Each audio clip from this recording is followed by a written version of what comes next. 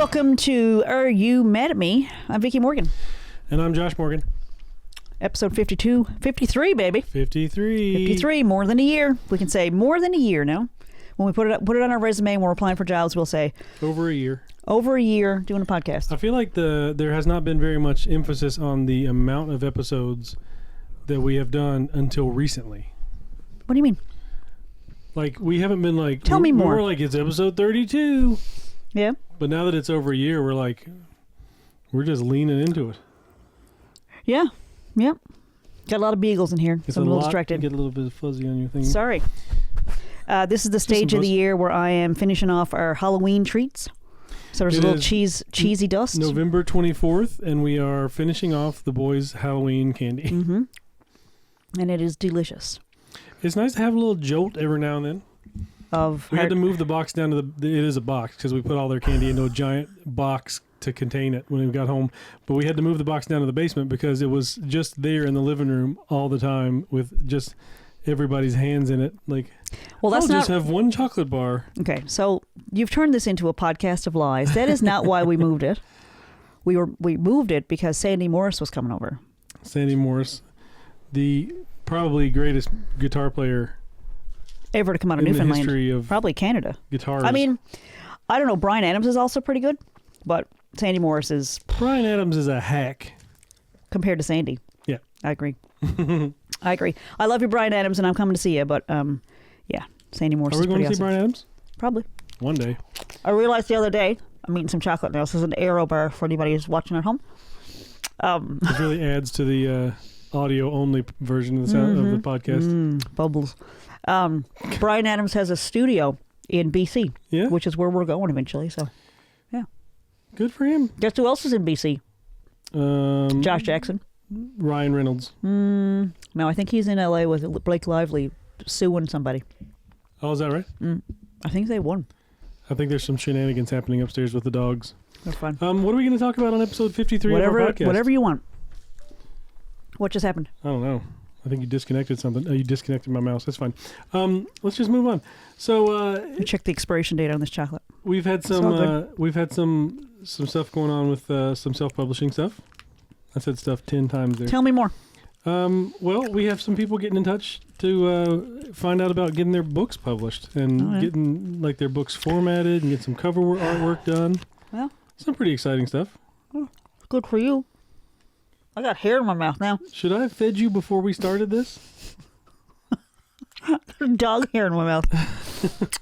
In case you haven't noticed, I'm afraid to touch anything because it's that time of year when Vickie's OCD is through the roof. Off the charts. Why this time of year? I don't know. I have no idea. But anyway, I'm at the point where I've washed my hands so many times, the tips of my fingers have just started splitting, cracking open. So that's fun. Hard to play guitar. But anyway, I'll get it together. Don't worry. I'm also not sleeping. Why was guitar legend Sandy Morris at our house? Do you want to talk about that? Getting ready for Feast of Cohen. My first year ever doing Feast of Cohen. Hopefully one of many. So growing up in the United States and not Canada, I had never really heard of Leonard Cohen very much, and until Shrek. So put it together for American listeners. How do you associate Leonard Cohen with Shrek? I was getting there. I just thought I'd get a little bit of a laugh out of that. Oh, try it again. Except for Shrek. That's true, right? Yeah. Yeah. So he's the one that wrote Hallelujah, or Broken Hallelujah. Which everybody does on American Idol, and they did on Shrek, and it's a very popular open mic song. But anyway, he has a huge library of music apparently, and it's very it's not very mainstream. It's not on the radio or anything, but people love him. That's a good point. I don't know where people hear it. The artsy folks love Leonard Cohen. Maybe they hear it at listening parties and stuff like that. Maybe they listen to it on records. I think they have Leonard Cohen parties. All I know, I think it's been going on about 25 or 30 years at the LSPU Hall, the historic LSPU Hall. Longshoremen's Protective Union. Longshoremen's Protective Union. Protective? Mm-hmm. Yeah. No. This is a theater in St. Which John's. is also called the RCA Theater. Resource Center for the Arts. Yes. But the LSPU Hall is a storied, historic building. Lots of hauntings. It's certainly the haunted hike goes past there. Yeah. Well, I don't know what to tell you, but we're going to be down there a lot this Christmas, which is great. It's really nice to have something to concentrate on. I was contacted by Vickie Hines, who produces the show. This Feast of Cohen is the show. Yep. Yep. And she got in touch a few months ago. She heard a song that she liked of mine on the radio, of ours. And because you are mainstream. Okay. Sure. Unlike Leonard Cohen. There's hairs on my microphone. Can we do something about this? Can you relax with the hairs? I just had chocolate. 3 beagles. I just had chocolate, so I'm a bit hyper now. So Feast of Cohen, every year they do a concert. It's a tribute to Leonard Cohen, and they have a whole bunch of local artists singing, doing covers of his songs. Mm-hmm. Some of them do it exactly like Leonard Cohen. Some of them do it in their own style, and it's a very interesting and eclectic and fun thing. And they did, they've recorded it before. And yeah, they've done albums. I don't know. Really nice. I don't think there's any plans for that this year. But Vickie has been invited to sing a couple Leonard Cohen songs at Feast of Cohen this year. So Vickie Hines heard one of my songs on the radio and got in touch and said she liked my voice, and she was wondering if I was interested in hopping in on Feast of Cohen this year. It is on the poster, so we're not spoiling anything. No. It is but there. I have been sitting on it for a few months. I didn't know when they were announcing all those things. And it's a pretty great lineup. I'm one of the featured performers this year with Nick Earl, Janet Call, Ian Foster, and Nancy Hines, and... Ooh. Anyway, there's a whole other list. You'll have to check the poster. Yeah, and the regular performers are, of course, always there. Sean Penting and Jill Porter, who I absolutely love. So this is why guitar music legend Sandy Morris was at our house, because he came over to try out the songs that Vickie has chosen. Yeah, and Sandy's the music director. See how they are going to work. And so pretty music director, stuff. band leader, which he should be in every room ever. He's amazing. He's just someone, I think, he came out with a guitar in his hands. He is so amazing. Yeah, so that's pretty exciting. And nice. Unbelievably nice. Yeah. Yeah. So he, of course, if you are a Canadian folklorist or historian or anything like that, Wonderful Grain Band was a very popular TV show back when I was a child, and that was like Greg Malone, Tommy Sexton, Ron Hines, Sandy Morris, Glenn Simmons, Jamie Schneider. So they used to do this. They'd have music, and then they'd have little skits, like little sketch comedy, and it everybody was kind of like what was that show that we had in the South? Oh man, I just went blank. I can see it with the barn. Hee Haw. Hee Haw, yeah. It's kind of like a Newfoundland version of Hee Haw. There was music and comedy. Oh boy. Okay. I think so. A little less hokey, I think. I don't know. Well, you haven't seen it, but anyway.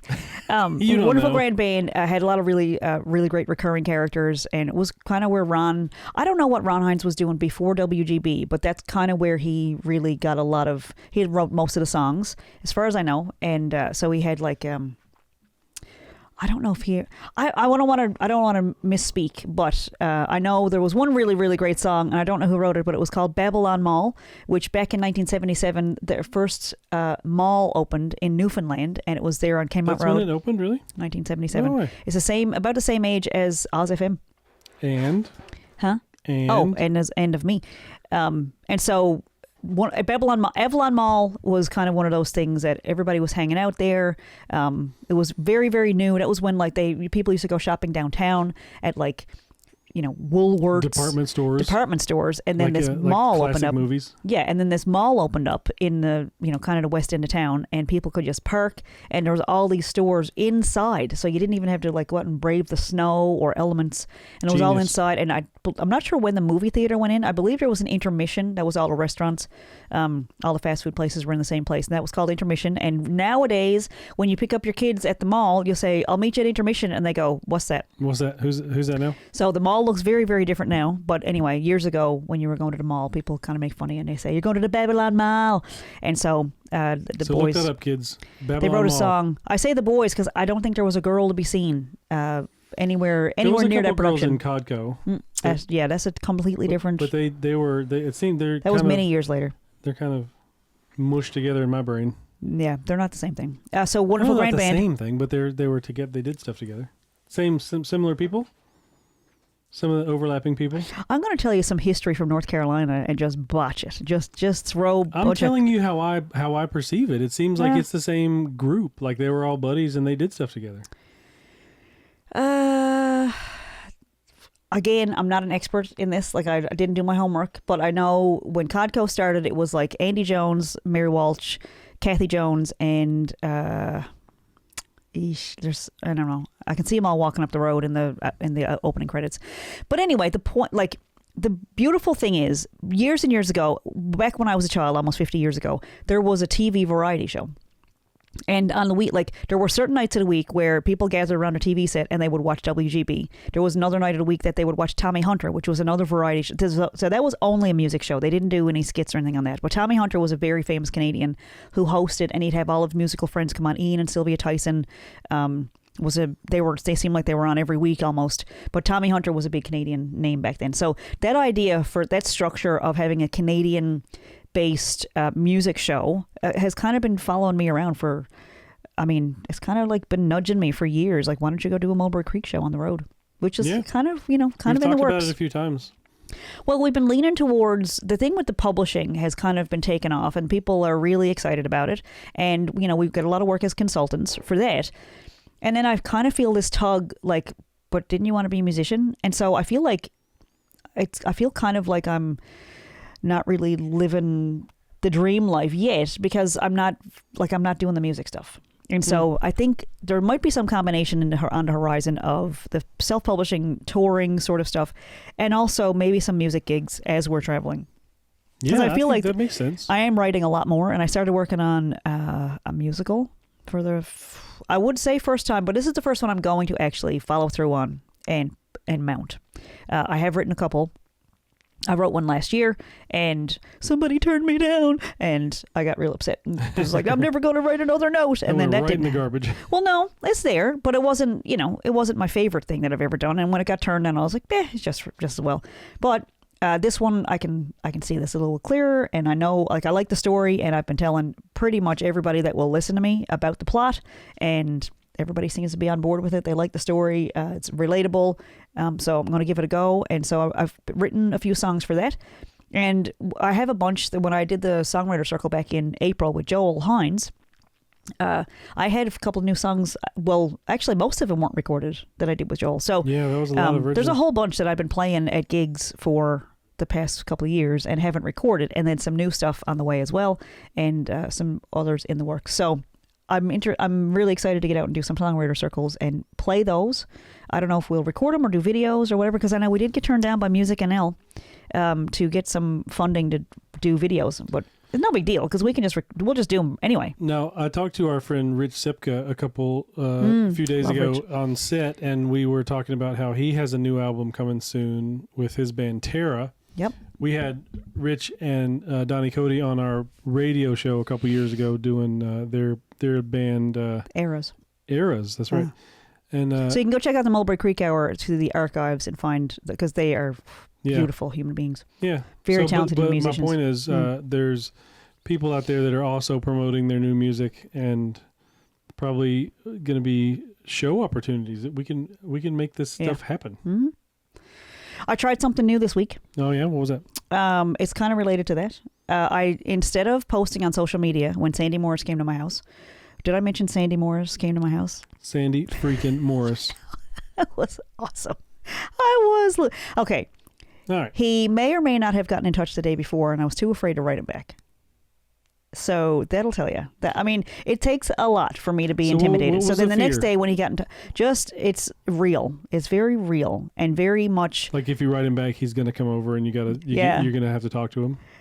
So I did ask Sandy for a selfie, and it wasn't really a selfie because my photographer was right in there, right in the living room. So he took a great shot. It was a Yui. Yeah, Aussie. Yeah. So Josh took a really great picture of me and Sandy Morris in my living room, which happened last week. And instead of posting it on social media, I texted it to everybody that I like on my phone, on my contact list. Like individually. Like you sent individual texts. And my phone was going pling, pling, pling, pling, pling, pling, pling, zzz, pling, pling, pling, pling. It was amazing. Yeah. Individual reactions and conversation so instead starters. of just putting something on a social media wall and like just waiting for a response from your people that may or may not even be seeing it because of the algorithms, you're sending like a direct line like, hey buddy, look at this. This was an extra level of intimacy, because if someone has my phone number, it's a pretty safe bet that we've agreed to be in each other's lives in some capacity. But it was fantastic. Like at one point there was so many reactions, like so many responses that it felt like my phone was ringing in my pocket because it just kept vibrating. It was amazing. That's awesome. I mean, that was like 4 responses, but the individual responses was really, it felt really good. And so I'm practicing building friendships over text instead of social media. So I haven't actually posted on social media in about a month, which I know that's for sure because yesterday was my mom has been gone for a month, and I haven't posted anything, I think, since her, maybe it was a little bit after, but it doesn't matter. It was a few days. It was a few days after she had passed away. I think around the funeral I might have posted. But anyway, I've been kind of taking a break from it because it stresses me out. I don't know what it is. I don't know if it's just the. Yeah, I think that's what social media does. It's like a strobe light for some reason. I just feel like it's too much. So I've been responding to messages on Messenger, of course, but when I start looking through posts, it's like, I don't care about, and it's a lot of ads and just it feels like a lot of flashing lights coming at me. So I've been just not on as nearly as much, but the texting thing, gotta say, loved it. Really, really enjoying getting in touch with actual people individually because, so maybe, let's say I sent it to 15 people, I get reactions sometimes on a post on Facebook, and it's like 100 reactions, and it's like doesn't matter. Yeah, it's like a wet sparkler. It's just like, okay, that's great, but because it's just like it's so easy to click on a reaction on Facebook and keep scrolling, and you don't really care. And then there's people that you want to see it. But you were starting little conversations all over the place. It was little conversations, and it felt way better. It felt like a real actual connection, and I think a lot of people were just like, "Oh, she's still alive, all right." And maybe that was half the reason they were happy to hear from me, because the last thing I got in touch with them about was, really, really sad. So it was. I think everybody was. I was really impressed with it, and I'm excited about the show. Yeah. So. And Sandy was great. It's exciting stuff. We found a couple of keys for the 2 songs that I'm going to be doing, and it felt really good because I've been kind of playing around with the songs myself, trying to find a proper key where my voice sounded, where it matched. Leonard Cohen had a very deep and recognizable key, like low register, and so to match it.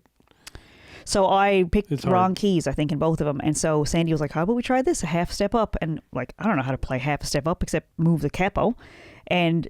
I got to say, one of them was like, oh my God. Like I felt like I was in the hall going, oh, I kind of like what I sound like there. It was a nice feeling. I think that's where you're supposed to, that's the sweet spot. Like when you're singing and it really bothers you and it's not resonating properly for you, it might not be the right key. So I think when you're a musician or trying to write songs for yourself or doing covers or whatever, if it really feels icky, it might just be the wrong key. So pop that capo up a little tiny bit, try different keys, and you can make it your own. And it's probably not you. It's probably just pretty good needs chance to be a different arrangement or a key or Yeah, so it was nice to find something that matched my voice, and I'm looking forward to the show. So we're doing 4 shows in January. The tickets sell out pretty fast every year. That's how I know most of Leonard Cohen stuff is from those shows, because I usually love the musicians that are playing in that, and I go just to see them. And then I'm introduced to all this beautiful music and stuff. So Leonard Cohen, I don't know how people, because he wasn't on the radio very much. You're right about that. A lot of Tragically Hip, a lot of Bryan Adams, a lot of Shania Twain here in Canada on the radio. He's from Montreal, Gordon Lightfoot. So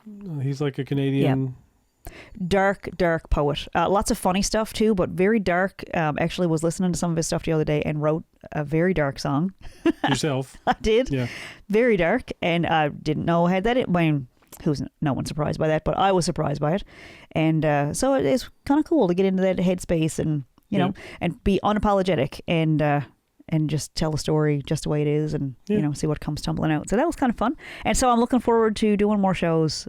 I'm also looking forward to the self-publishing, like doing more open books. And at this rate, it might be next October by the time I get around to it, but get back on our feet. Well, I think there was so much to do over the last few months that I just kept going and going, and it's kind of catching up with me. Not that I'm, in bad shape or anything.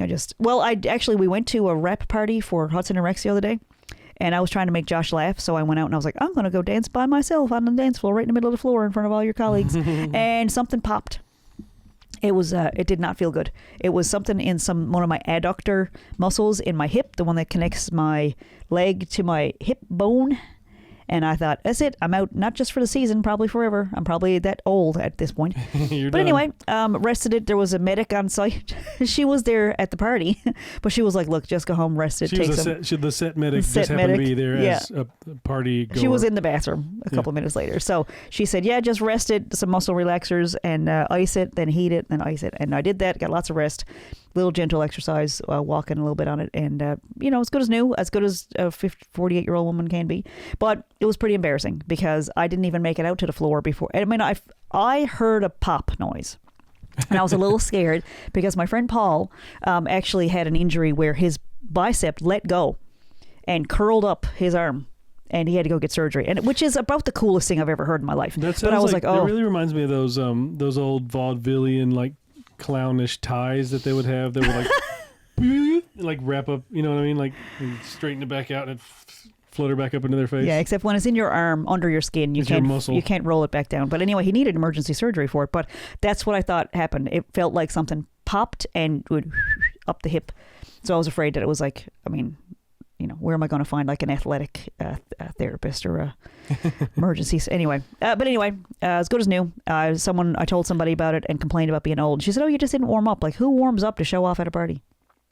I will next time. That's who. I had a little bit of a funny marketing thing this week. Go for it. So my phone died. I mean, it didn't really die, but so my phone was doing this really fun thing where like the screen would just kind of freeze. If I was using it, the screen would just kind of freeze where it was. And it was like something was loose inside it, because if I kind of hit it on something or smacked it on the table, it would come back.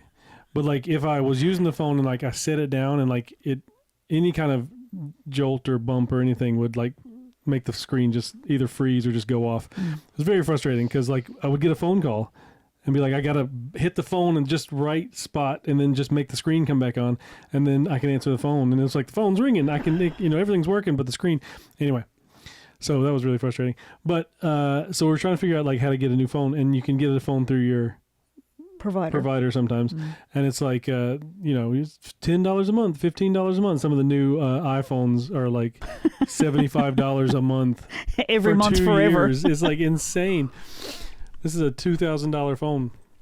But one of the, like I found a nice phone on our provider that was like $43 a month, and then they give you a $43 credit. So it's essentially, you're not paying anything for this 2 years of financing. It's just, so your question was, well, what are they getting out of it? And I was like, well, that's a really good question. Cause I guess that's like a marketing, like like you can have this phone. It's not going to cost you anything. It's really nice. It's an upgrade. It's a huge upgrade from what I had before. And it's like, you don't have to pay anything for it. I would stay away from that. Like I'd stay away from a seedy looking dude in an alleyway down in St. John saying the first one's free. Well, I wouldn't Peter, go near it. I was talking to the boys about it too. And Peter was like, well, you're going to keep the phone service. Like you're going to have the phone service for a couple of years. So like, what does it matter? But it's like, well, if we wanted to change the service or whatever, like we would be able to, but you'd have to pay off the rest of it. And it's like $1,000 phone. Yeah. Or some places will pay off your phone for you, but then you just owe everybody. It's just like an obligation. So I went to Marketplace and got a $150 slight upgrade instead of I was pretty excited upgrade. When you mentioned getting a flip phone. Yeah, I was looking at and the only problem I had with that is how much I text you. And like going back to that old T9 texting or what, like the keypad texting where it's like I'm talking to you and the boys, and we text a lot constantly, and it's like, so I'm going like 555 666 223. You know what I mean? Like that old school, like from the 90s. And they don't have like a cheap flip phone that has a virtual keyboard. It's just. Well, I like the clicking. I wouldn't mind having a flip phone, except for it doesn't take pictures. They do have all of them have camera phones. All of them have cameras on them. I can't imagine they're great cameras, but well, that was one of the things that we've been looking for a long time was cameras, phones with decent cameras. Yeah. So that was kind of our video production company was. Well, that's where you get into like the new iPhones and stuff, and it's like we're Android people. Mm-hmm. I don't want to go down that path. Well, I don't know how to use an iPhone. That's true. We had Apple computers in the graphic design program at CNA, and it was like, I could get by. But it's like, if I have to find a file that got downloaded, I'm like, all right, I got to Google. How do I find a downloaded file? As soon as somebody mentions the iPhone, I family. All I can think, there was a scene in Sex and the City where Carrie Bradshaw is living with Aiden, and something happens with her computer, and he goes over and presses Control-Alt-Delete, and she goes, "Oh my God, no! That's for whatever the other one is." But she was like, "You can't do that with an iMac." And I was like, "Oh wow, I don't want anything to do with that. I've learned all the keystrokes." Right, exactly. You know what everything is. And it was a really bad thing that he'd pressed it, and I was like, "What is that?" That's the thing old people are afraid of, that you might press the wrong keystroke or key combination, and your computer will just never work again. Yeah. So I was like, "Oh, that's the key combination," and that's like, that's a really good one in Windows, the ones we use. Yeah, sure. Is that what we use? Windows? Yeah. Yeesh. All right. Anyway, so yeah, that's what I hear when I hear of the whole iFactory. So that marketing, iFactory. that marketing that was funny scheme, or whatever you want to call that, that was a tricky little. That's how they get you. I mean, really, it's like it's. Well, no obligation. Pay as you go every month, and no obligation is like, why are you doing? I don't know. It seems like that. You don't whole, need $1,000 phone. Well, it wasn't $1,000 phone. It was a free phone. But it wasn't a free unless phone. you get out of it in a month's time, and then you have to pay the other $957. Yeah. Right? See that math that I did right off the top of my head like that? That was good. Maybe I'm good wasting my life on music and publishing. Maybe I should be a math person. Mathematician. Mathemaperson. Mathetistic. I tried to make a funny word, and then I just said the actual word, and it was not funny. It's late. You can't turn off your intelligence.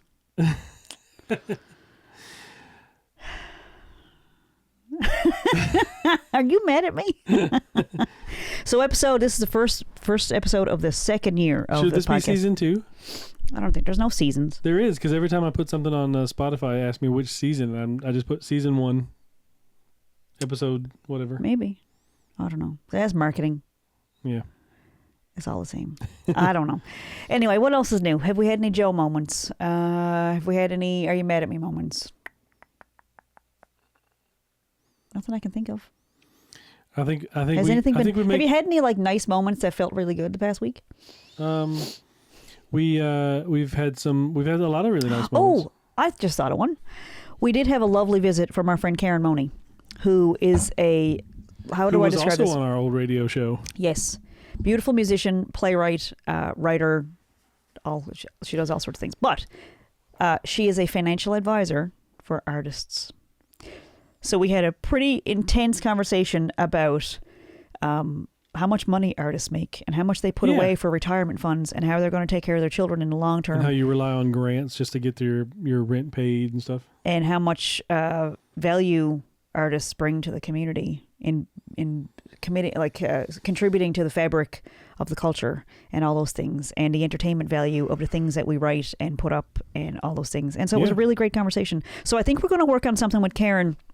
She wanted to give away some copies of my book to some lucky listeners. And so we're going to work on that. I think Karen's going to come on the podcast and tell you all about that. But it was a really great conversation, and it really opened my eyes to the realities of, you're not really doing yourself or anybody else a favor when you do favors for people artistically. Yeah. So as much as I would love to have volunteer actors, mount my first musical, I think we're going to go for the gullies on that one and just make sure everybody gets paid, whether it's through ticket prices or definitely. Sponsors or whatever it is. I think it's really important for people to make the proper amounts of money. And that feels really good. Like if you make stuff that we've done, like if you make a t-shirt for somebody, it's like, here's a t-shirt I made, and they're like, oh, thanks. It's like, it feels pretty good. But when you can make something for somebody and get paid for it, you know what I mean? Like when you get paid for your work, we do or for great your with time, gifts. We do a lot of like personalized gifts. That really comes in handy. Yeah. No, that's I guess what I mean is when you're using your art and your expertise and your creativity, the equipment that you have and all that stuff. It's like it feels really good to be for somebody to be like, I appreciate your work with and these dollars. Here's some money. Yes, because it's just energy. It's really no big deal. Like the idea, I saw my cousin posted a couple of days ago. She did a cookie class, decorating cookies, and so she had it laid out. I mean, it was decorated beautifully. And everybody that went got a little box with like a little sprig of holly or cinnamon or something like that. It looked like the guy from Love Actually when he wrapped just up the one present. Moment more. But she had these beautiful place settings for everybody to go there. And I think there was maybe 8 cookies. And she provided a whole bunch of things and like little things that, like for embellishments with a whatever. $80 per person. She rented out a space, and I know in years past she was charging $35 and then $40 and $45. $80 this year. Yeah. Sold out in advance. Everybody went home with a box of decorated cookies. They had a few drinks, there was snacks. There was healthy snacks and cookies and I think wine, if I'm not mistaken. And everybody like met a new friend, and there was a lot of people in the room, and this is it. Like everybody was very satisfied with what they got for $80, and I think if she had given it away for free, it wouldn't have been as special. Yeah, that's a whole Brene Brown thing. People find the money for the things that they want. That's just a fact. And also people tend to respect the value of something more if it's like looks like it's worth a lot of money. I mean, if you put a painting in an art show and it's like, well, this is just $20, it's no big deal. Yeah. It's like, yeah, that's a $20 painting. But if you put a painting there and it's like it's $500, it's like, oh, that's a real deal right there. And there's some sort of formula for that. There are artist groups that help you figure out what your prices are and stuff. Like somebody mentioned, like I had a shawl on that I crocheted, and somebody said, oh, that looks great, you should sell those.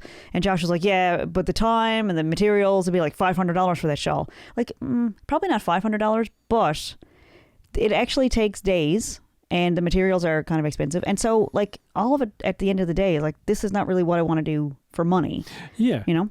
But there's other stuff. You get to doing that, and then you're like, I need to make enough to be selling them, and you're constantly doing the same thing, and it takes forever, like, just to make, that's a lot. And then it's not fun. And then you're getting, like, all cramped up in your shoulder and your hand because you're trying to keep up with the orders and stuff like that. And it's just not, it takes the fun out of it. But what I have now is a stack of hats and dishcloths that I don't know what to do with them. I've been giving them away as gifts and mugs. Well, anyway, someone told me a long time ago for pricing things, when you're working as a consultant especially, like I know one thing that we kind of struggle with a lot is when somebody asks Josh to do something, they'll ask him for a price and he'll come up with a number. And then what do I do with the number? This was based on advice that somebody gave me at the Y Business Center. Double it and add HST? Yes. So you take the number that you're comfortable with, double it, and add HST. And if you're not in Canada, HST is 15%. Add sales tax, yep. Yep. And sales tax is a little higher in Canada, so I think you should go with Canadian rates. But it makes, like, so there's levels of stress with Josh.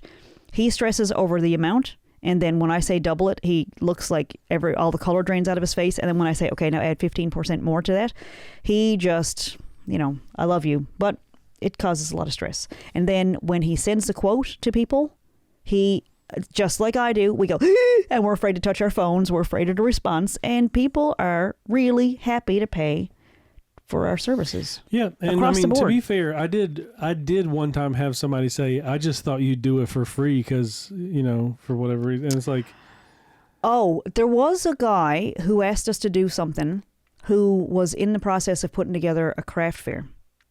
And my suggestion at the time was, well, we don't need the money so much as we need the space, because I had a big pile of hats and dishcloths that I wanted to sell and a bunch of books. And so the response to that was, no, I can probably get somebody to do this. And it was like, we're talking about $50 for the table.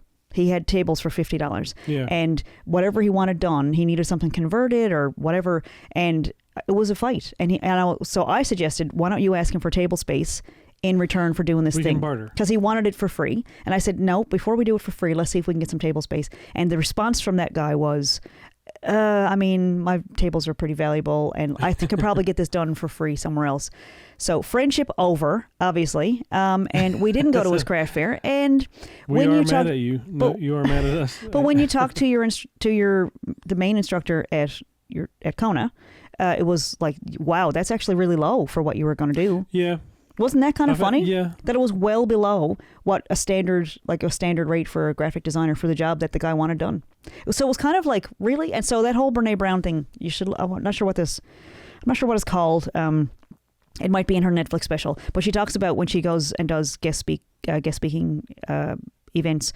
If she gives a discount, she expects that when she does it for free, that people are going to really, really respect and appreciate her.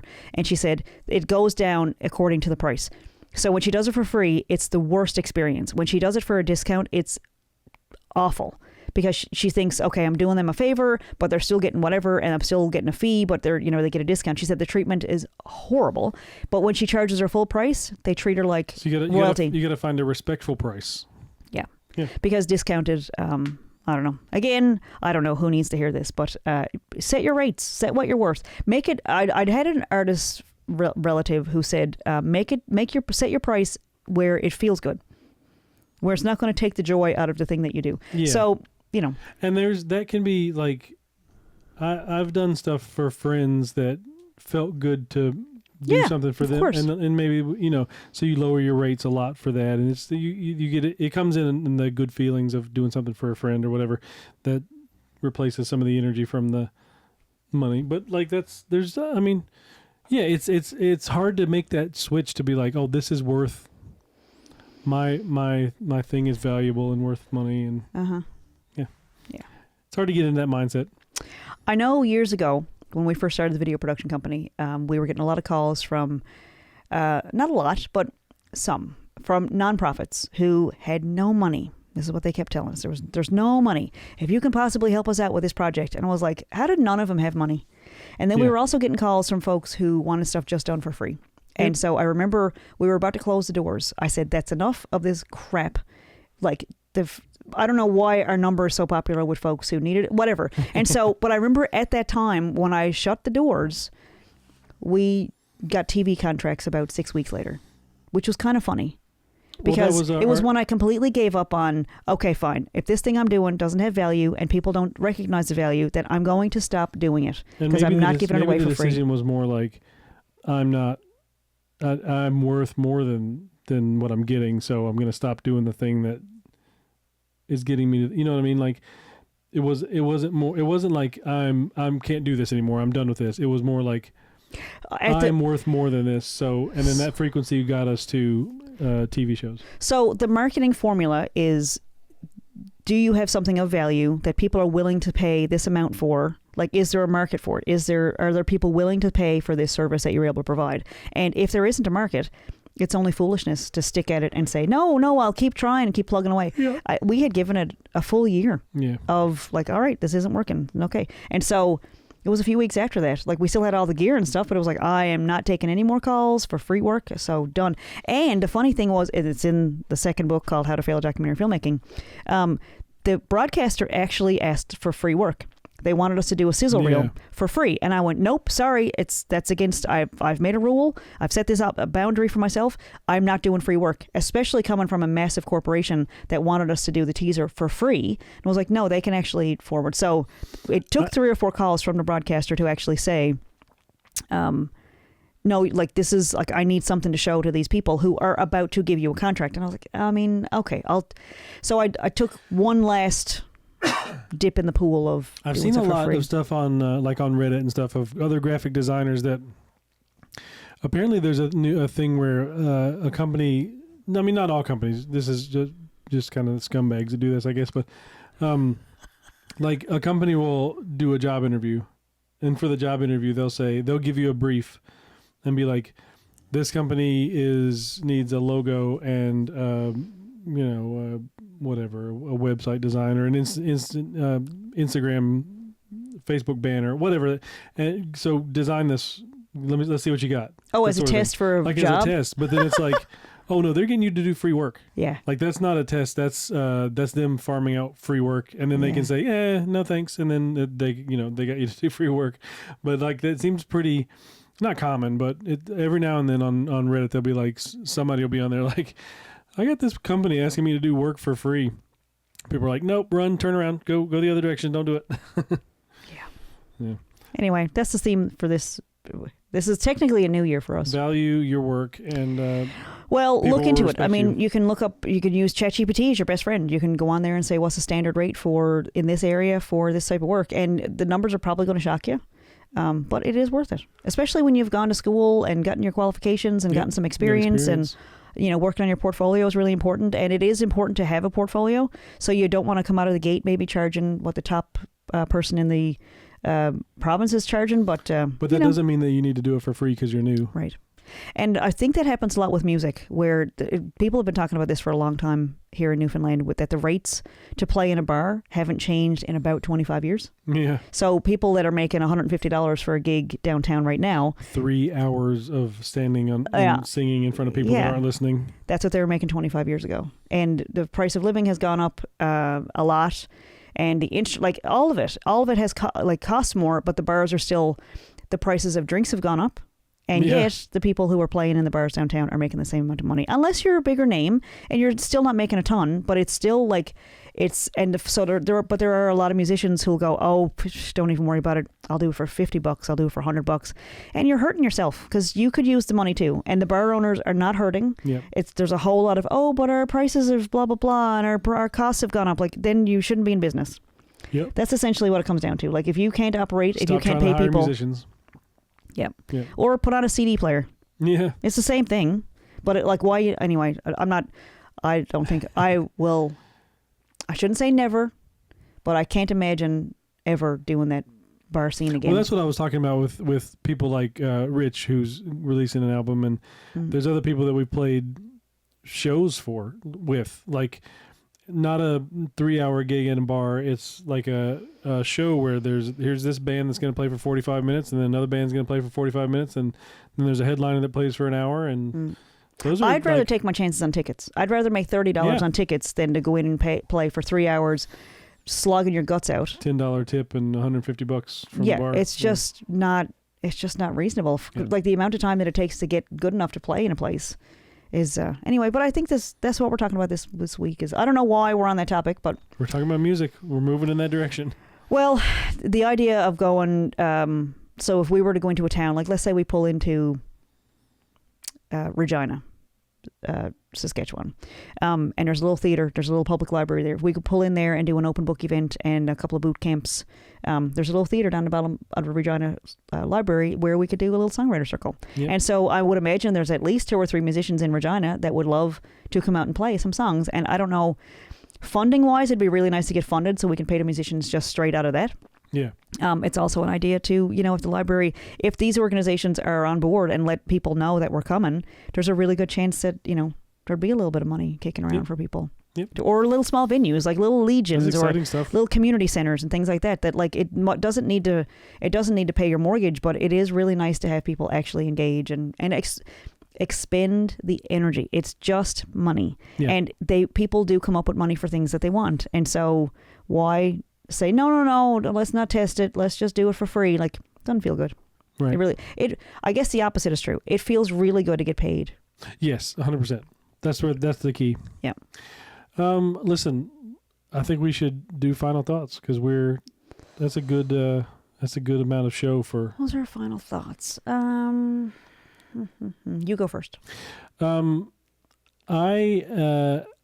started talking about this earlier, and I think that I'm gonna just touch it again. We have some publishing clients, just maybe not knocking on the door yet. Maybe they're just standing by the door, walking past, trying to make eye contact. And I think we got some stuff coming down the pipeline, and I'm excited to do some more, like, book covers and maybe a little bit of editing and helping some people publish. And I had fun. Someone the other day get in touch. They wanted to get ahead of their New Year's resolution, and they wanted to know if we could get a book out by New Year's. And it was like, depends on where your manuscript is. But coming up right now, we're a month away from Christmas. I don't want to discourage anybody from reaching out, but I think I'm done for the year. Oh, yeah? I think so. Right. Like, the big push there between August, September, and October was crazy. And I'm tired. And so, like, I'm looking at the calendar going, we just finished something the other day that was on the calendar.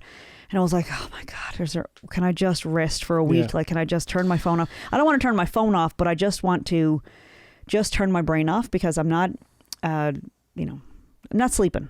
I'm not sleeping great, waking up a lot, which I don't love. And so I'm not sleeping solid. So I'm, like, falling asleep on the couch a lot. You need a break. It's break time. Well, I just need to unwind, and not to sit around in grief and wallow and all that kind of stuff. But I just think it's the end of the year. It's coming close to Christmas. I'm not expecting it to be a tough year, because I think it's going to be really beautiful. I think celebrating with my children and you is going to be really nice. Putting up the decorations and decorating the tree, I think is going to be very toned down, but I think it's going to be quite beautiful in that way. But I think I'm able to do that if I just step back for a little while. We'll still do podcasts, of course, and that's not to say don't call or don't email if you have a book project that you want to get started or get a jump start on. But can we get it up by New Year's? Probably not. So that urgency takes the fun out of it. Well, I had an artistic project this past week, and it was really fun, and I got to do some stuff for friends and a little bit of money, and that was very exciting. So I think maybe I'm ready to go. Maybe I'll just put myself out there for book covers. You can take a break with formatting, and if anybody wants a book cover logo, anything like that, let's re-record that part.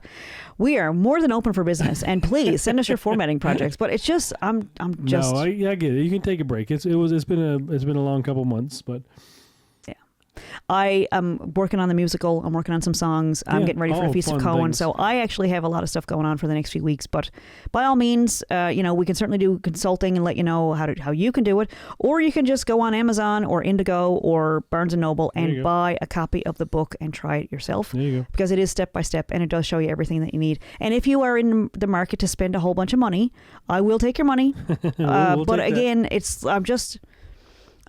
the end of the year and I'm a little tired. Like I said, I need a chance for my hands to heal because I need to play some songs there at the end of December, and I'm looking forward to that show. So I want to just kind of tone it down a little tiny bit.